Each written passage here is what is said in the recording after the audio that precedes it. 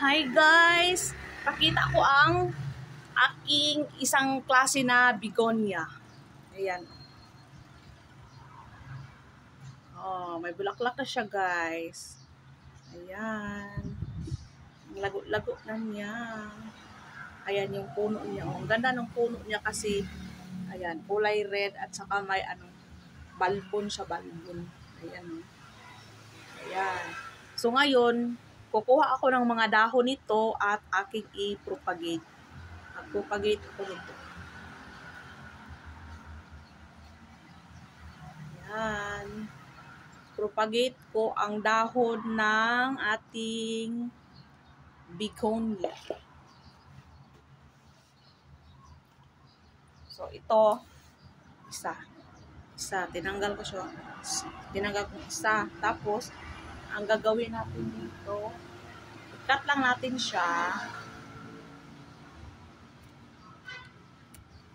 Cut siya ganyan. Tapos,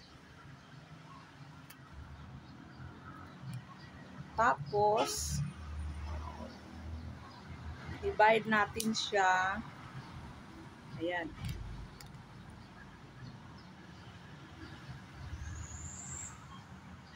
Saka ito guys, ito ang siya, kaniya guys, ito ang magbigay ng roots. Saka ito. So, ating i-cut dito.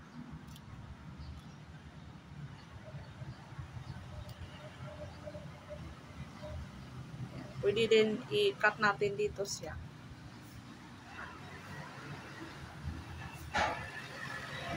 Kuha pa tayo.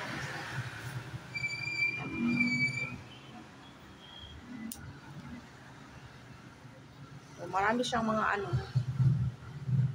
Ayan. So, ikakat natin ito. Isa, dalawa.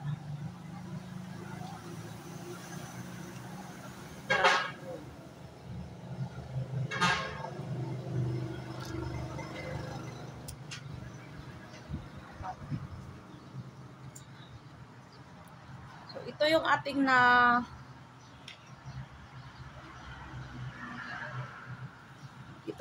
nakat. Ilang piraso ba ito? 3, 4, 5, 6, 7, 8, 8,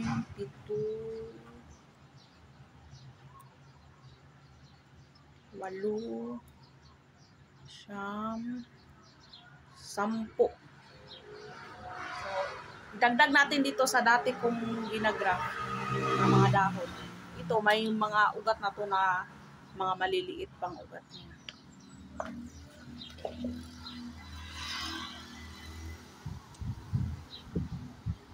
Ganyan lang pag niya guys. Lang.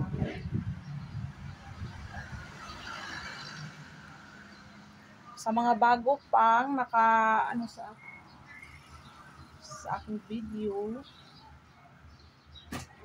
para ma-update kayo, i-click nyo lang ang bell button para ma-update kayo sa susunod kong update nito.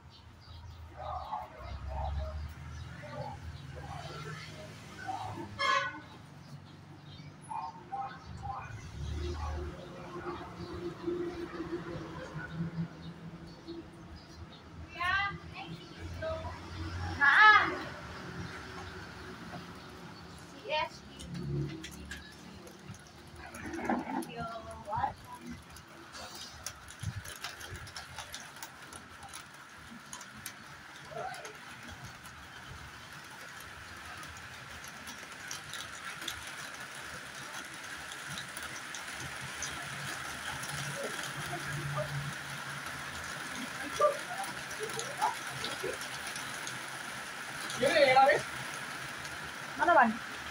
Ini kah? Oh.